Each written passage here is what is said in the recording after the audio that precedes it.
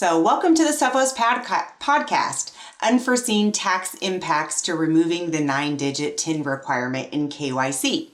I'm Wendy Walker, and today we're diving into a regulatory development that might sound technical on the surface, but it has far-reaching implications that many in the financial services industry are just beginning to understand. For over 2 decades, since the USA Patriot Act was enacted in 2001, banks have been required to collect a customer's full 9-digit tax identification number, or TIN, directly from the customer when they're opening new accounts. And this requirement has been a cornerstone of the Know Your Customer, or KYC, compliance under the Bank Secrecy Act's Customer Identification Program rules. But this past June, in what seemed like a straightforward modernization effort, FinCEN, the Financial Crimes Enforcement Network, issued an order that fundamentally changed this requirement. Banks can now obtain that TIN information from third-party sources instead of collecting it directly from customers. FinCEN Director Andrea Gacki called it a common sense update, acknowledging that the way customers interact with banks and receive financial services has changed significantly since 2001.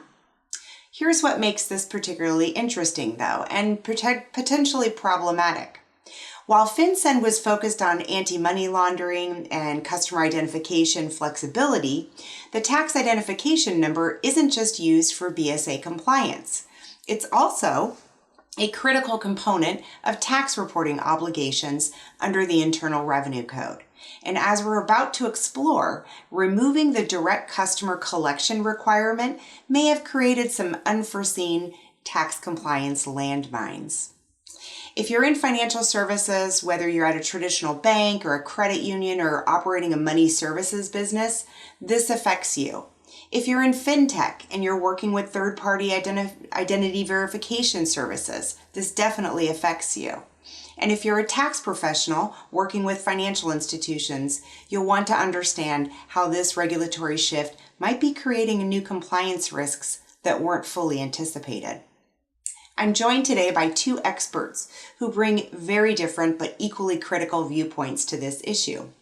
First, Natalie Loebner, a seasoned BSA AML expert whose independent consulting firm is regularly hired by the Department of Justice, IRS criminal investigations, and other government agencies to investigate and prosecute fraud and money laundering cases. And here's where this conversation gets really interesting. She doesn't think that FinCEN got this right. While the agency framed this as a modernization win that reduces burden without increasing risk, she sees it differently. From her frontline experience working these cases with federal agencies, she believes this change actually weakens BSA enforcement and creates new vulnerabilities that bad actors will inevitably exploit. Also joining me is Jesselyn Dean, a fellow tax professional who, like me, specializes in information reporting and withholding requirements. Together, we've been digging into the tax implications that seem to have been overlooked when this BSA change was implemented. What we've discovered is that the intersection of these regulatory frameworks creates compliance challenges that neither FinCEN nor the financial institutions may have fully anticipated. So today, we're going to unpack how a regulatory change that FinCEN presented as straightforward modernization may actually be more problematic than anticipated, and not just for tax compliance. We'll explore why an expert who works financial crime cases with federal agencies thinks that this weakens the very anti-money laundering framework that it was supposed to preserve. We're going to examine the unforeseen tax reporting complications that may have been overlooked, and we'll discuss what this means for financial institutions that are now caught between evolving BSA requirements and unchanged tax obligations. So let's dig in. So first, thank you very much for joining, ladies. Let's jump into our first question. Why do businesses want to avoid collecting the full TIN from their customers? Natalie, let's start with you and your experience in working financial crimes and just sort of understanding the pushback perhaps that the industry is given in collecting the full tax ID number. What do you think that businesses are trying to avoid? Yeah, I think there's a couple, and I know Jesselyn, you'll touch on some of the friction points for, how do you get, people onboarded to your product, and providing a lot of personal information can be very unnerving. So from like a cybersecurity liability, having all that information, you have to protect it. There's hacks, there's different kind of data broker industry where people are very apprehensive to have that very unique, valuable piece of personal information sitting with hundreds or thousands of different companies of different sort of sophistication. So I think there is definitely a fear in a lot of customers if you're asked for all this information on a website that maybe you don't necessarily trust or have a pre-existing relationship with. So I think that's part of it. And customers have definitely been reading a lot about data hacks. So I think there's an aspect of truth in saying, hey, maybe there's a different modernization for identity so that our information isn't housed everywhere, and that being a risk. But we haven't fixed that underlying foundation of how do we identify and verify people and companies so that sort of a truncated or streamlined process makes a lot of sense yet. Jesselyn, what would you add to this? Yeah, I'll add two perspectives. One is from the customer and the other is from the institutions themselves. Primarily, I work with a lot of fintechs. If we look at the customer perspective, we have to remember that in the US, our social security number for individuals is tied to all manner of things. And we're used to this concept that our identity can be stolen if our social security number is obtained by somebody. And because we have these credit monitoring agencies that sort of control our credit portfolio, the ability to open financial accounts is relatively easy. And the ability to sort of get on this bad report is relatively easy, which is quite different than, let's say, people that live in European countries. People in Europe are really used to handing out their tax ID number and it not necessarily being such a private and closely held piece of information. And in my view, I think that's partially related to this lack of a credit monitoring bureau service in Europe where, the ability to open an account and take off with this person's identity, it's just not as prevalent or doesn't even exist in many countries. So from the US perspective, consumers or customers are wary of giving their social security number to parties because of identity theft. From the platform perspective, let's say from a fintech perspective, from the bank perspective, why would a business want to avoid collecting the full TIN from their customers? Well, it's related to my first point. Customers don't like giving their full TIN in many cases because they're wary of identity theft. And as Natalie pointed out, if you've never done business with this bank or this platform before, you don't trust them yet. Why would you want to be giving your full social security number to a platform that you don't trust? So the way that platforms and fintechs look at it is, let's wait until we absolutely need to collect the full 9 digits, if we need to collect it at all, to reduce the friction of getting the customer in the door, into our platform, browsing around, seeing how it works, building trust with us, and then later we can ask for a social security number if and when it's needed. But that process of reducing onboarding friction, reducing the quantity of steps that a customer has to go through just to get an account opened with you, and then having in-product or in-app triggers later to ask for information just in time, like at the exact moment you need it, that's very complex. And not every bank is set up to have advanced technology that does that. And we'll dig into that a little bit more. But those are sort of two perspectives on why are businesses in the first place wanting to avoid collecting the full TIN. It's interesting. Timing is important, is what I'm hearing you say. I mean, you agreed. There's the privacy aspect of it, but friction is the other thing. And I think that there's been scenarios, in my days working in financial services where, to your point, our systems were not savvy enough to identify those triggers.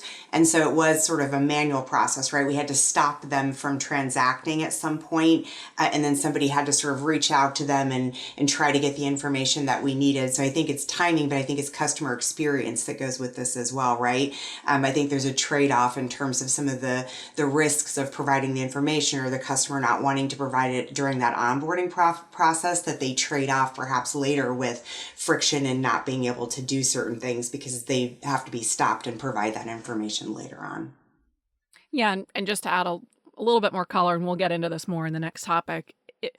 If I just want to test out your platform and just get the account open, maybe I get the account open, so it's best not to have put me through, giving a full social. Maybe I get into your platform and I don't really like it, and I never do anything in your app that might warrant, money laundering monitoring and or tax withholding and reporting. And we'll get into this, in a little bit more. Not every kind of transaction that a customer may do at a financial institution is subject to tax withholding and reporting. And that's where this complexity of when is the right moment to have information, and do you have sophisticated products that can detect that, know that, and execute on it. Yeah, and I'll say just in the non-bank financial institution, MSBs, money transmitters, they have a similar kind of just-in-time two-tier customer identification framework, where a bank, they're supposed to be getting your information, at account opening. Now it might be the truncated 4, but like a payment app or a digital, asset provider that's a money transmitter, they have these different threshold triggers, like, the $1,000 or the $3,000 or certain activity limits. So they also have that same kind of two-tier just in time. And, there are definitely examples where that has been, circumvented or frustrated. The New York DFS has had a couple consent orders where they have these kind of duplicate accounts where people layer thousands of accounts under that threshold because you're not getting that full verification. And so the online nature of it allows for scale and volume, where what maybe 20 years ago when that rule was put out, or maybe it's even in the 70s, the ability to do that kind of scale to set up 20,000 accounts, in person across the country isn't feasible. But now with online platforms, do these sort of two-tier systems catch kind of that intended exploitation of the platform. So you're kind of talking about like kind of threshold structuring, right? Like, and kind of shopping around on the platforms, right? Like bad actors are engineering transactions to just stay underneath the regulatory thresholds, like the $10,000 cash reporting requirement for CTRs, right? To avoid detection. And so I think you're absolutely right. That certainly was not something I think the banks were as concerned with, 20 years ago, that people were running around opening thousands of bank accounts. But online platforms, certainly it's much easier to do that. Yeah, and because it's easy for me to have 20,000 emails or have a bunch of burner phones or that kind of thing, that sort of exploit, we've seen in a number of, criminal indictments and some of those consent orders that duplicate account, it is a risk. There might be mitigating efforts, but, that's one area where, it wasn't addressed head on, I think, in some of the writings in this particular, threshold reduction. I think I would add that I feel like platform inconsistencies create a competitive advantage, fraud advantage as well, right? Because I think because of the interpretation, not just of the Bank Secrecy Act rules, but the tax rules as well, we see kind of vastly different verification requirements for what appears to be the same basic service. In the kind of gig economy or in the money service business world, in the tax world, we talk about Form 1099-K, which is reported by not just for credit card transactions, but for online payment network payments as well. And there, we've had a lot of a question in the industry about whether a company, is actually required to issue a 1099K because those regulations are sort of vague. And we've had companies that say, this product we're not going to issue the 1099K. I think PayPal has a couple of those in their terms and service. We've had Zelle, for example, who's like, nope, we're not subject to 1099K. But then you have companies who may appear to not be subject to it that are reporting 1099Ks. And so I think the inconsistencies between the regulations, but also with the platforms and the way they interpret the regulations and apply them, right, seems to create like a competitive advantage, not just for them and financially, but in the fraud world as well. Yeah. And I've even definitely experienced just in my own kind of neighborhood stores that say, can you pay me by Zelle? As opposed to some other one where, we know that in those terms of service, they're not supposed to be doing business transactions. So there's kind of an unspoken, low friction kind of gravitation for people that may not be thinking they're doing something wrong, or they do, but it's not explicit for everybody to operate on the same rules that protects it. And I don't want to steal your thunder on the structuring of 1099s, Jesselyn, because I heard that first from you with your knitting hat example, but we deal with structuring of large transactions to avoid some of the Bank Secrecy Act reporting obligations. So people will break up large dollars of money so that the system doesn't have it. But I hadn't thought about it in terms of like the gig economy where maybe I set up many, many LLCs. And so these are things that, to kind of structure my thresholds. And so these are things that I think businesses, if they're not, feet aren't held to the fire, you definitely see people having different interpretations and customers and fraudsters finding and testing where those interpretations differ and where they might benefit them for maybe their own purposes, good or nefarious. All right. So maybe we do kind of segue into that a little bit. I think, and Jesselyn, maybe we can give a little background on what the tax regulations require and talk about why, because why is it a bad idea to only collect 4 tins, right? I know the industry generally has thought, wow, this would be great. Again, for all the reasons we talked about over the last question, but I think, there are kind of some compliance issues with that idea. And from the tax perspective, we know that there's various sections of the code, right, that require the payee to give their TIN to the payer rather than giving the 4 digits of their TIN and then the payer going off and manufacturing the other digits from like the credit reporting agencies or other sources. So Jesselyn, you want to maybe kind of give us a background on the tax regulations a little bit and why, it's required or when it's required to collect that full 9? Yeah, so I'll start by saying in the original FinCEN publishing of the proposed rule, they list the different departments that they consulted when they wrote the rule. And interestingly, the Internal Revenue Service was not one of them. So I think this speaks to disconnect between agencies, even though they both sit under Treasury. And in the Internal Revenue Code, there's a very clear section that states that a payer, that would include a financial institution, a PayPal, a Venmo, etc. Anybody making a payment that fits in this list of payments subject to reporting on 1099s is required to collect the full tax ID number directly from the taxpayer, all 9 digits, or the taxpayer's agent. So that could be like a power of attorney, for example. And it is then the responsibility of the payer, again, the financial institution, to make sure that that tax ID number is not obviously incorrect, that it is 9 digits, that it doesn't contain numbers or symbols, it's not all zeros, all nines, all ones, etc. And if the financial institution or the payer does not collect the TIN in the manner that is required, then tax withholding, called backup withholding, of 24% would apply to reportable payments made to that taxpayer. Now, whether a payment is reportable or not gets into the scope of reporting thresholds and the type of payment. So not every type of transaction is reportable on a 1099, and those transactions that are reportable may not be reportable until they reach a certain threshold. And so these tax withholding requirements may not kick in immediately from the first dollar. But again, back to the point that we made earlier, if you don't have the right really sophisticated products in place to know these triggers, then what most financial institutions do in practice is make sure that they have the full 9 digits from the taxpayer from day one, from the moment that they open the account.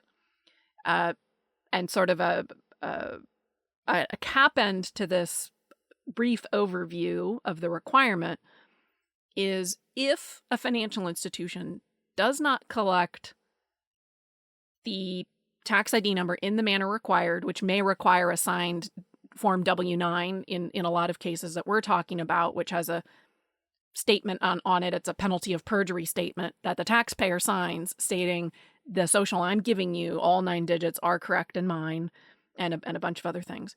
So if the financial institution does not collect the TIN in the manner that's required, and they do not do backup withholding on the payment, and the payment goes out to the taxpayer, then the financial institution themselves is on the hook for that amount.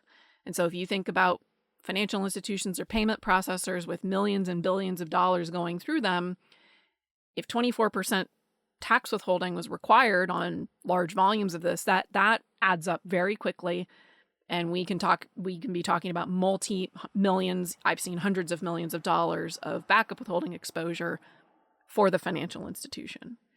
So I think that's a quick summary. And so bringing that back to the point, if a financial institution adopts the FinCEN announcement that you can just take the last 4 digits and then fill in the rest of the tax ID number with a third-party service, then that is not a TIN that is collected in the manner required by the Internal Revenue Service, and all payments would be subject to tax withholding. You would need to treat it as if you did not have a TIN at all. And my fear is that financial institutions that are disconnected, that they don't have good communications between their various departments, may start implementing the FinCEN announcement and inputting into data systems a TIN that on the face of it in the data set looks like a complete tax ID number. And then the tax operations teams or tax professionals may not know the source of that TIN. There may not be a way for them to know in the data that that TIN was obtained from a third party rather than the taxpayer directly.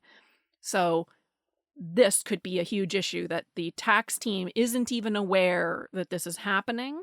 Payments are going out and it looks like there's a full TIN, but because it wasn't collected in the manner required, the bank is now exposed to 24% backup withholding. So I'll pause there, but that's a lot.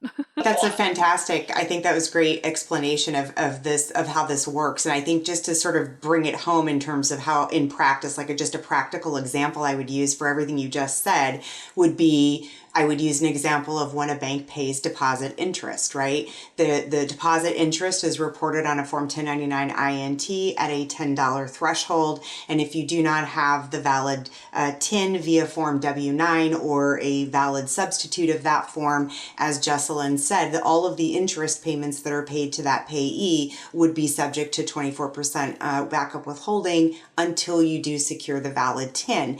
And so if you don't, do that, if you don't apply that backup withholding, your company, the bank, becomes liable for that withholding. And so you multiply that across thousands, hundreds of thousands, millions of customers on that are just opening deposit accounts at a financial institution, and it can be very expensive. Think of it this way, though, too. There's over 41 different information returns, and many of them have different thresholds: $10, $6, $2,000 here soon, right? $20,200 for the 1099K. And so I think it's interesting that, we're kind of banks would have to, or financial services company would have to figure out like all these various thresholds depending on the income being paid if they don't collect that full 9 up front. All right, so that's a lot on the tax side, and you're right. I mean, this is like our biggest fear as a tax leader in the organization, is that they're changing something about the onboarding process without us knowing, right? So how about it on the KYC side, or on the Bank Secrecy Act side, Natalie? Why is it a bad idea to only collect 4 TINs? Yeah. So It's a little nuanced, I think, the way I think about it, but just, hearing Jesselyn, probably for the fifth time, describe this fear of regulatory whipsaw for the institutions. A lot of the tax reporting requirements that I'm hearing don't necessarily make it more likely that the individual presenting the TIN is the person, right? It doesn't necessarily make it harder for a criminal or easier for a criminal to circumvent it. A lot of this, are you collecting the full nine through the self-certification of the customer, is like an insurance policy to not have fines and the withholding. Whereas I think my issue with some of how do we accommodate for the sort of modern need to have this more frictionless experience with our products and our finances, and how everybody feels like it's building off of, I think, some antiquated identity verification rails. And so, part of the issue is, today, because we didn't modernize the IRS's process, giving this incomplete advice exposes process administrative, risk and fines and penalties. But I don't know that collecting the full nine today was reducing the risk of synthetic identities or these duplicate accounts in the MSBs. I think it may make it a little easier, but I don't know that the status quo was, in fact, what I would say this is what's happening now works. I think we know, the Credit Reporting Authority data, a lot of institutions rely on it, but it has a lot of synthetic identities in it. The Federal Reserve Board had a report in 2019 about how creating synthetics, they're hidden in there and they can become made more robust by criminals in a deliberate fashion. And the way that credit reporting authorities remove bad entries is when we check our own credit reports and we make a claim to them to correct it. If there is nobody correcting the synthetic, it sits there. And it can be very hard when things are on the last four to even know when synthetics might be tied to your identity, or someone is using aspects of your identity for other synthetic reports, because when we request our annual credit report, it's the type 9 digit. And so it's not necessarily the same sort of portfolio that the financial institutions see that we as individuals under the Fair Credit Reporting Act are able to look at and correct. So I think that there's gaps in the information that's relied upon there. Similarly with our Social Security, our driver's licenses, all these identities, there's a big effort in the government and in the private sector to modernize identity, digital identity, and your physical identity aspects, using biometrics, having certified more credentials even on your physical forms. How do we make those tools or those documents or information that we present more reliable for commercial institutions and for ourselves? And so I think that's my biggest kind of apprehension, is we've made it more seamless on top of the rails and the foundation that already needed modernization. And so we modernized the customer interaction and not the underlying process, which I think needs its own update. I want to throw in an example of, just to piggyback on what Natalie just said, and it goes back to an earlier comment she made about Jesselyn's knitting caps, which we haven't said the example. So I'll give everyone the example what Natalie is referring to. Natalie and I always spar back and forth about my side as the financial institution perspective and trying to be a good actor, and taxpayers that want to be a good actor. And then Natalie's always looking for how the bad actors come in, and we find the interesting threads in between those. So I give examples of a good actor that might have multiple accounts at a financial institution. Why would that exist? And they're the same taxpayer. So Jesselyn Dean might have 3 different businesses. She knits caps and sells little hats and sells them on Etsy. And then maybe she's doing tarot card readings for people on Instagram. And then she's got some third business mowing lawns. And all three of these businesses, she doesn't form a corporation or a partnership. It's just her. Maybe she gets an LLC. Maybe she doesn't. If she does have an LLC, because she's the only owner, for tax purposes, the LLC is disregarded. It's treated as if it's just Jesselyn. And so for like record-keeping reasons, good accounting purposes, as a good accountant, Jesselyn would want to make sure she's got books and records for each of her three little businesses. Even if all three of them roll into her personal tax return, she wants to know which ones are profitable and which ones are not. So she sets up 3 different bank accounts, 3 different PayPal accounts, 3 different Zelle accounts, etc., so that she can track the income and expenses from her 3 businesses. But from an identity perspective, if she makes 3 accounts for her 3 little businesses at the bank, in principle, they're all 3 the same person. So on the face of it, someone may say, why would someone need multiple accounts? This all sort of looks fraudulent. And here's an example, especially in the gig economy, where people create separate LLCs or separate entities for each of their businesses. And there's a legitimate reason for doing that. From a tax perspective, what's interesting is that because it's Jesselyn Dean and her social, for tax purposes, it's as if her entity doesn't exist. It is up to the institution to combine all 3 of her accounts for purposes of measuring, has she gone over a reporting threshold? Do we have to begin backup withholding? And so that, again, becomes complicated when the account looks like it's in the name of, this lawn mowing company LLC, Knitted Caps LLC, and this other one LLC. But for tax purposes, all 3 of them are the same person. And I'll throw in one other comment about this, because I spend a lot of time lurking the internet and seeing what people are talking about with in the 1099 world, because I'm that big of a nerd. And you will find on Reddit and lots of other places that people regularly talk about making a company for what's really probably a hobby. Maybe you hope to make some money, but you're not taking it too seriously. Make a company, get a bank account opened, and then sign up for a credit card to get the credit card bonus, the 100,000 airline miles with XYZ. And, there's a whole set of things in the terms of service about whether or not you're allowed to do that or should. And then there's the ethical thing about should you do it. But these are other reasons that people open multiple accounts to, hack travel miles on credit cards.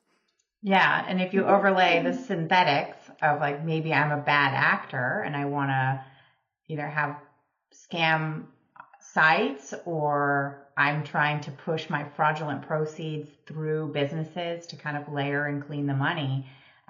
If it's hard to combine the legitimate, kind of multiple entrepreneur, gig economy individual, it's also easier in that same space to exploit that kind of inability to tie pass-through entities together and make sure that all those onboarding platforms are collecting sufficient information and that information is reliable and accurate and true. And so it can be a real mess, I think, for the creative do-gooder and sort of open fields for the sneaky, nefarious actor.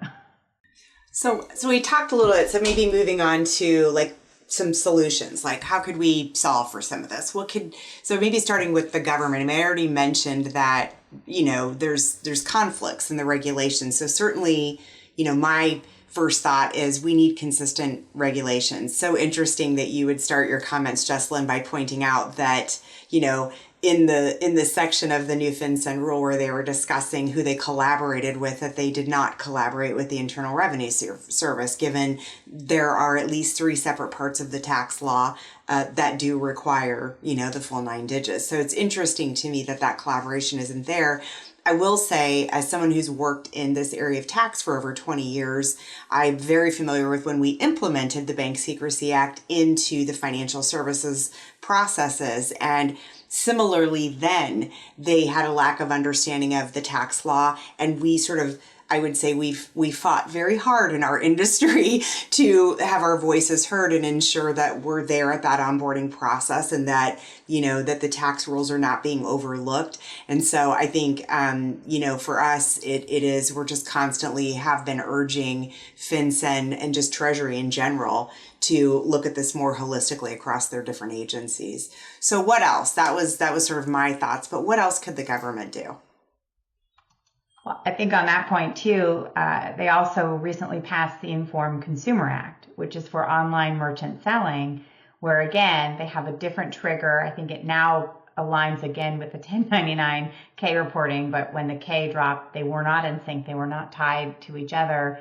And again, it was for sellers that met the 20,000 or 200 transaction that the platforms, like an Amazon or a Target or these different third-party markets, had to do additional verification of the seller so that customers could know who to complain to, and that these platforms could take high volume bad actors down. But again, that relies on the verification process. So my big thought, and I think it's a huge transformation, is how do we help businesses and people present something that's reliable and verifiable? Like I may want it not just a one-way street, but with all the platforms, how do I verify that you're a real website business, and how do you verify that I'm a good customer? And modernizing that process and finding ways to make it more seamless to meet those business needs, I think is the more fulsome solution than just saying collect information when we're not cleaning the credit reporting data for all the synthetics in a deliberate way, and we're not, finding different ways to make those verification systems more robust. Yeah, what I would add, and I'm going to focus on 1099K specifically, and I'll give a little background because I don't think we've laid this out for the audience that is less familiar with the 1099K. But I'll make my statement first. I think that the IRS needs to modernize the 1099K reporting requirements. Okay, so what does that mean? We have had for many, many decades 1099 miscellaneous reporting that happens when, sort of a commercial transaction might occur between various parties. And then credit cards became very popular, and the government realized that when people paid, the other party to the transaction with a credit card, that maybe there was a missed opportunity there was some 1099 reporting that was missing. So they made this 1099K reporting to try and capture commercial transactions between the buyer and the seller of something, where the seller is making some money. And so the first sort of leg of 1099K reporting is credit card companies need to give a 1099K to the seller of stuff when they've received gross payments over a certain threshold. And for a long time, that threshold was $20,000 and this 200 quantity transaction threshold.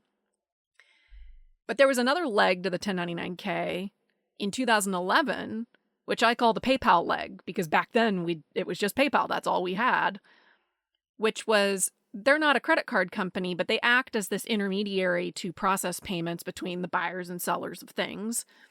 And so the IRS kind of wrote this second leg to make sure that they captured the PayPals of the world to say, we want PayPal or their equivalents to issue to the government and to the seller a 1099K when, again, this threshold has been passed, this quite high threshold.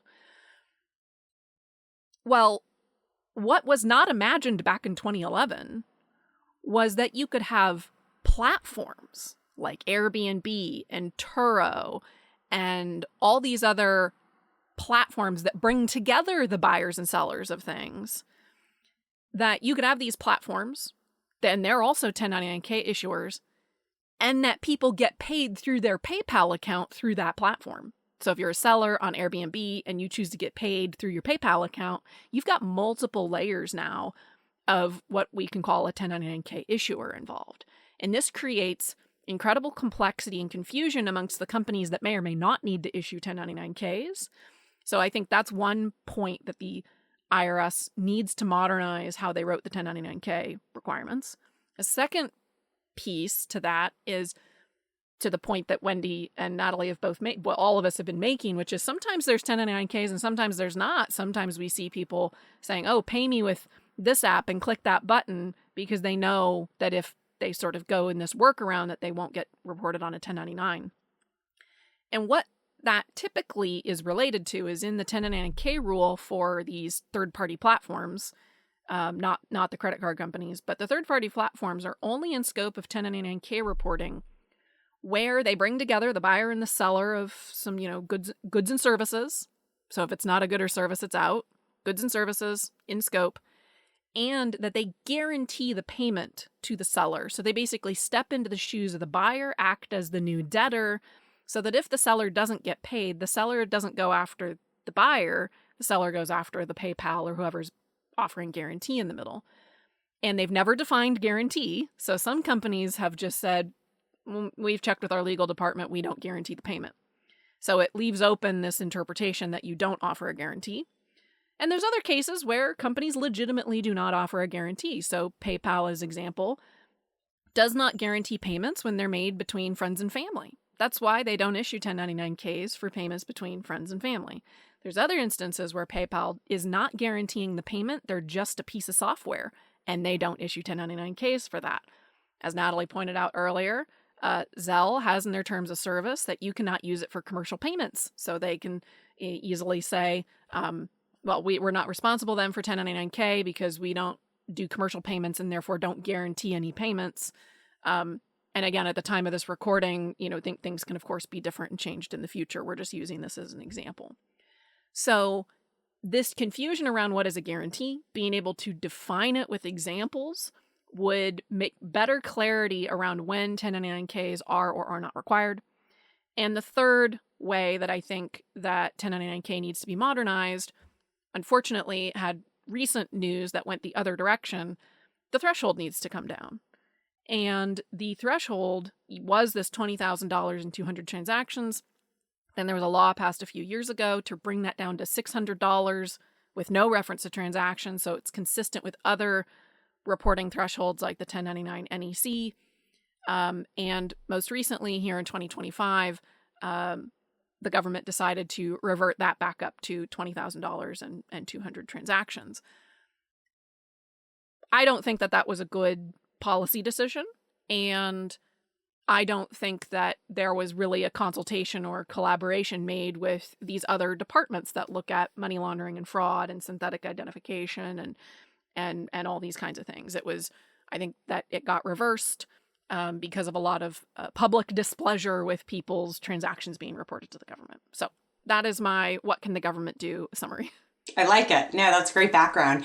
I think, a couple of things you said were interesting. One being that as you talk about the modernization of the regs, right, the 1099K regulations, something that I passionately made a recommendation for in the IRS Advisory Council report of 2024. So very much, at least two of the things that you mentioned there around guarantee and, multiple parties in the chain who should report kind of thing were addressed there. So I appreciate you bringing that up. Kind of, I think going back to something, Natalie, you said about, just the idea that, we may have made it more modern for the consumer who's onboarding on platforms, but without sort of resolving the underlying issue. And I think one of the things around that we struggle with in the industry is I think the government, makes it difficult, at least in the United States, not in other countries, but in the United States, the government makes it difficult for financial institutions to verify the validity of the tax ID number, right? You were talking about the rise of synthetic TINs. I can remember vividly early in my days in information reporting tax, looking at a social security number, knowing that was issued in this part of the United States, looking at a tax ID number and knowing that if it started with certain digits, it meant that it was an ITIN, an individual tax ID number given to a U.S. non-resident, or a non-U.S. resident. So point being, right now, Social Security Administration offers a way for businesses to match TINs, but it can only be for their employees as an employer, that they can do that matching. And then separately, the IRS offers a way for you to do TIN matching, but it's limited only to those payments that Jesselyn was talking about that are subject to backup withholding. There are over 41 different 1099, 1098 forms that get reported to the government. And we're talking about a very, much narrow scope here for the ones that are subject to backup withholding. So my sort of overall thought, especially given the dilution of the Social Security number in terms of being able to verify the location of issuance or that it is even valid, how could the government help financial institutions better validate that information? Is there, a better resource or mechanism to validate the TIN, or what's your thoughts there? Yeah, I mean, some of that might be beyond my personal expertise, other than knowing like what we have probably needs to be better. I think NIST and some other organizations are thinking very deeply about identity and how to improve that. I think in more of like, what can we do in a nearer term sort of Band-Aid fix in the interim? There's not a great way with a lot of these threshold triggers where banks then do that greater due diligence, or when they send the 1099, their customers start complaining, this isn't me in the next year, or an individual may get a 1099 issued because of maybe the synthetic identity has sufficient connections to get it to them, or it's straight up identity theft.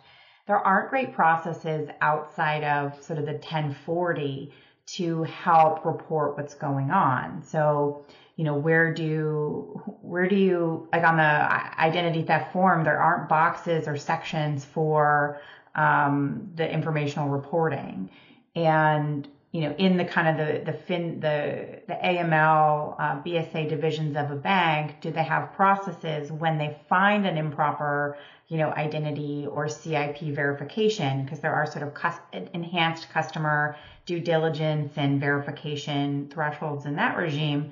Do they know to tell the tax, departments, this isn't Wendy, right? Or this isn't Natalie? Or are they just going to send, this account with this 1099 had over the $20,000 and 200 thresholds, so we're just going to issue it. But is there a box to say this is actually might be ID theft on that form and in the reporting?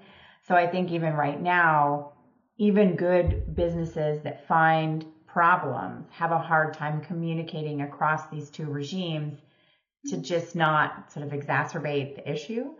So I think there's some process improvements within businesses that have information, Informed Consumer Act and BSA and the tax reporting obligations, to know there's some coordination that could benefit them. But also with respect to the IRS, like how do you feed that information, or as an individual, where do you communicate that? Because there's not really a process that's cleanly fit for this specific issue. Yeah, because I don't know that just saying keep it how it is with the full 9, is necessarily the fix with synthetic identities. I think that's probably the issue that needs more robust requirements. So I think the last point there, a number of businesses use other kinds of products and services beyond just sort of the pure CRA data and sort of what's in the regs, name, date of birth, driver's license. They look at other attributes, saying, is there a consistency with these and your telephone number? Is there a consistency on other kind of data attributes? And they can plot how risky or robust the identity is. And so there are different tools, but it's not mandatory, right? So if you have kind of that inconsistent industry, there may still be kind of a race to the bottom for certain companies that might attract bad actors that coordinate to find those weaknesses. So it didn't quite answer your question. I talked around it, but actually, you kind of segued though to the next one, which was, we were kind of thinking like, well, okay, we talked about what could the governments do in terms of maybe streamlining regs. Now we're talking about what could the financial services companies do.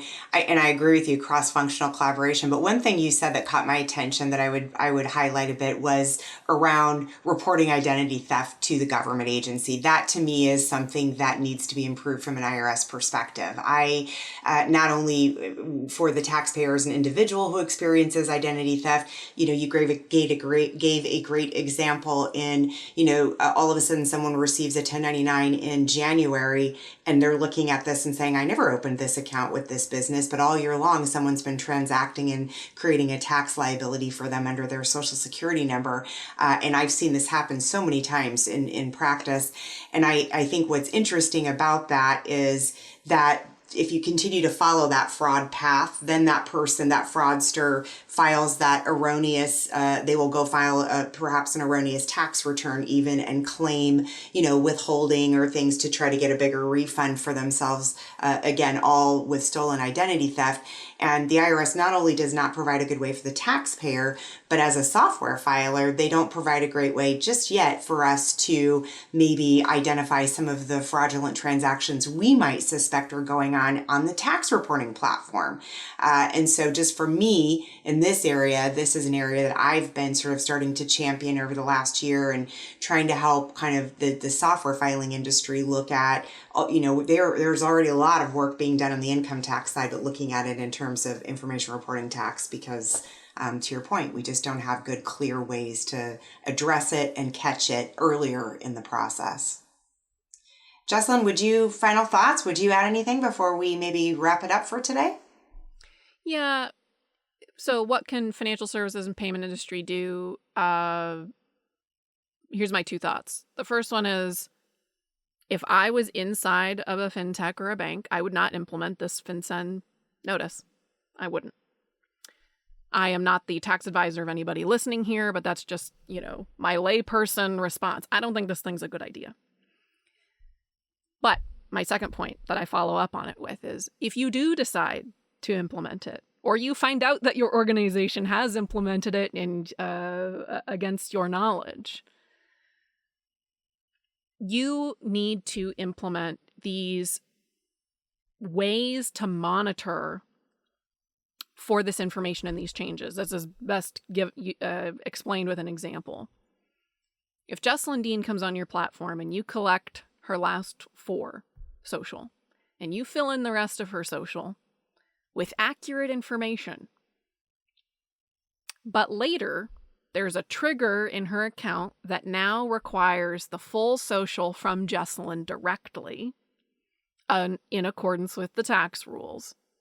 If you ask her for her tax ID number and she makes a typo in her tax ID number, you actually have to accept her tax ID number that she gave you.